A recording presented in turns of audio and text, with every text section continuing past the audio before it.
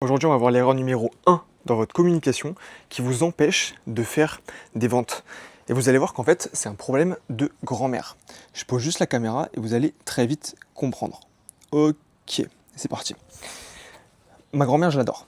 Elle me fait les meilleurs petits plats du monde, les soirées crêpes, bref, elle fait tout à la mano, c'est incroyable. Ok, j'adore aller chez mes grands-parents, on passe des moments de fou. Mais ma grand-mère, elle a un souci.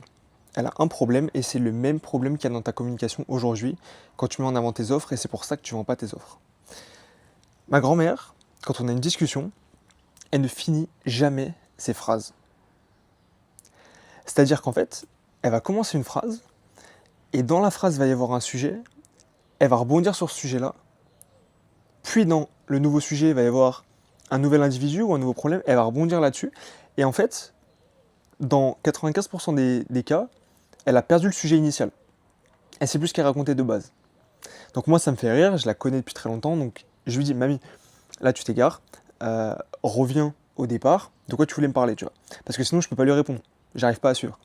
Je te donne un exemple, imagine qu'on parle de ce qu'elle a mangé au Noël dernier, au lieu de me répondre, on a mangé des huîtres en entrée, du bœuf en plat et un gâteau au citron en dessert, elle va me dire, bah écoute, le Noël dernier, on a mangé, tiens d'ailleurs c'était en plus c'était chez Alain et Micheline, et puis Alain et Micheline, bon, en ce moment ils voyagent beaucoup et puis ils sont allés en Grèce, et puis en Grèce je sais pas si tu as vu, mais en ce moment il y a des tremblements de terre de fou, puis les tremblements de terre ça fait pas mal de victimes, et puis oh là là, ces victimes là elles sont dans des hôpitaux, et puis tu as vu l'état des hôpitaux en France pendant la canicule, et en fait elles sautent de sujet en sujet comme ça, ce qui fait qu'en fait ça me perd totalement.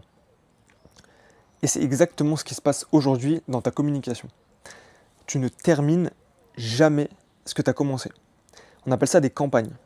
Et le fait que tu ne mettes pas en place des campagnes limite tes ventes. Je t'explique pourquoi. Aujourd'hui, on est tous ultra limités en termes d'attention. Okay, que ce soit à cause des réseaux, que ce soit à cause des gens qu'on côtoie dans notre milieu professionnel, dans notre milieu perso, on est sans arrêt stimulé. Ce qui fait que notre bande passante, elle est très très limitée. Okay, notre capacité à nous concentrer, à suivre quelqu'un est très limitée. Donc déjà, que c'est compliqué de suivre quelqu'un quand il parle tout simplement. Des fois, tu as ta copine, ton mec qui te parle, tu n'arrives pas à suivre toute l'histoire parce que tu es dispersé. Alors imagine quelqu'un que tu suis sur les réseaux. C'est très compliqué, tu vois. Il suffit que tu sautes une vidéo, tu loupes une vidéo qu'il est postée ou quoi que ce soit, alors qu'il racontait une histoire en plusieurs parties, et là, tu as perdu le fil.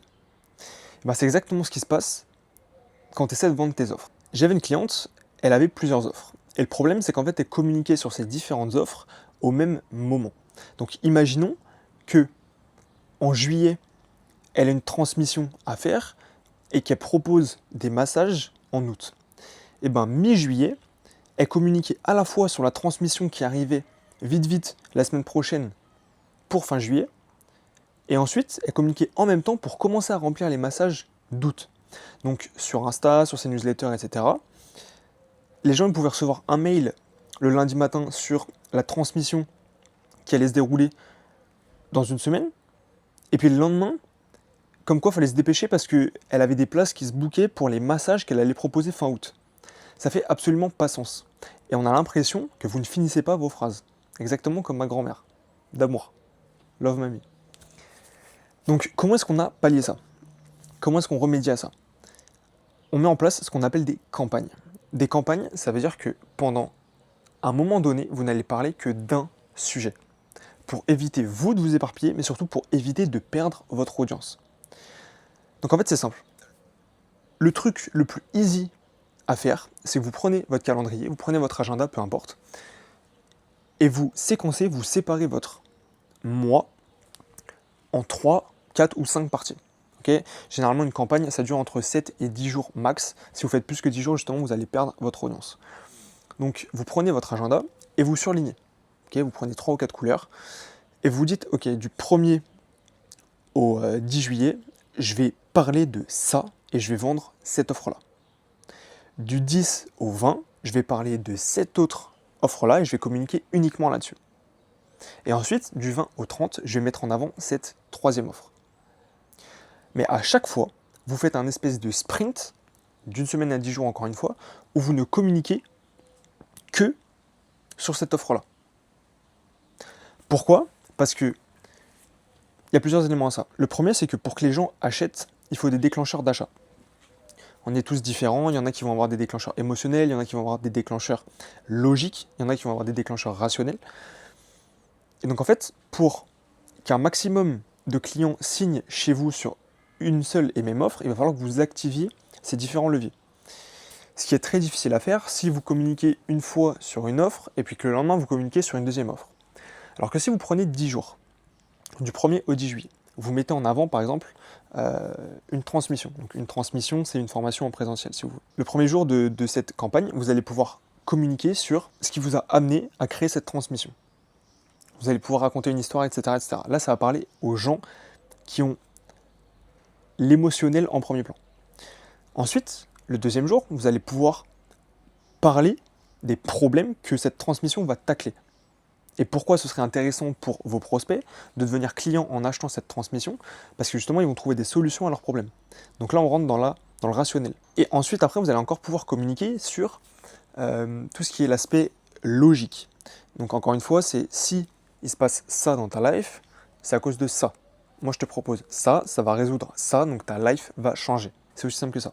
Et donc en fait, durant toute cette campagne, vous allez pouvoir parler aux différents segments de votre audience pour qu'ils achètent une seule et même offre. Et en plus, vous allez pouvoir réconforter ceux qui n'ont pas acheté en premier plan. C'est-à-dire que imaginez que le 1er juillet, vous parlez de ce qui vous a poussé à créer cette transmission, ça va peut-être me tiquer. Okay, je vais recevoir un mail ou je vais voir un réel sur Insta ou une story. Ça va peut-être me tiquer en me disant « Ah, c'est intéressant », mais peut-être qu'au même moment, ma copine elle va m'appeler pour aller éplucher les patates. Et là, boum, ça y est. J'ai perdu toute mon attention par rapport à cette offre-là, elle est déjà oubliée. C'est-à-dire que je n'y pense même plus. Donc j'ai besoin d'une piqûre de rappel. Donc le fait que vous communiquiez uniquement sur une seule et même offre sur une période donnée, fait que vous allez pouvoir rappeler aux gens que vous vendez ça. Donc là, j'ai oublié que vous vendiez votre transmission le 10 juillet, parce que ma copine m'a appelé pour éplucher les patates.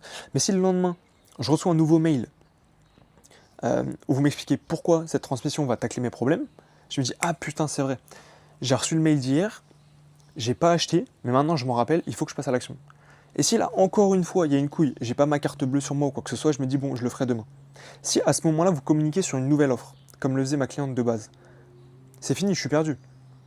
Je comprends pas, ça fait 2 jours que je reçois des mails sur une certaine offre, et là tu me proposes autre chose. Je suis totalement perdu, tu vois.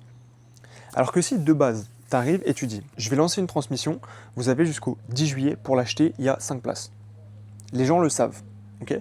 À partir de là, tu crées ta campagne sur 10 jours, donc en fait c'est tout simplement le fait de raconter des histoires, tu racontes les problèmes que tu vas tacler, les bénéfices que tu vas apporter à ton audience, et à la fin de chaque mail, à la fin de chaque post, tu rappelles juste que c'est jusqu'au 10 juillet, qu'il reste 4 jours. 3 jours, 2 jours. Et si en plus tu mets des places, tu dis qu'il reste 3 jours et qu'il reste plus que 2 places. Comme ça en plus ça active un déclic mental chez eux et ils se disent « Ah oui c'est vrai, j'avais pensé à ça, je suis pas encore passé à l'action, il faut que je le fasse parce que cette offre-là se termine. Il y a une deadline. C'est super important de mettre une deadline. » Donc voilà, c'est comme ça que vous allez pouvoir augmenter vos taux de conversion dans vos offres quand vous communiquez avec votre audience. C'est qu'il faut finir vos phrases. Ok ? Ne pas faire comme ma grand-mère. Comment est-ce que tu finis tes phrases? Tu mets en place des campagnes. C'est-à-dire que tu arrêtes de sauter de sujet en sujet, tu arrêtes de sauter d'offre en offre, et tu t'établis un planning en fait. C'est aussi con que ça. Par contre, au sein d'une même campagne, là, tu es libre de communiquer de la manière que tu veux tant que tu mets en avant une seule et même offre. Tu peux raconter des histoires, tu peux mettre des cas clients, tu peux mettre ton cas personnel, comment est-ce que tu étais avant et ta propre transformation. Tu vois, tu es libre. Là-dedans, tu es libre et sens-toi créatif, ok?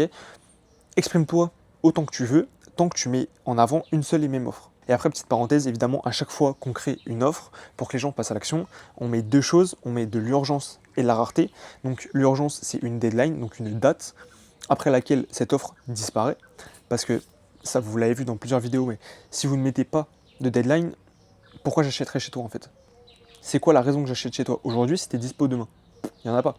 Alors que si tu me dis, bah mec, il te reste 24 heures pour acheter, après l'offre elle disparaît, si ça m'intéresse vraiment, j'ai une raison de passer à l'achat. Et en deux, c'est la rareté. Encore une fois, c'est le même principe, c'est juste qu'on active un autre levier psychologique.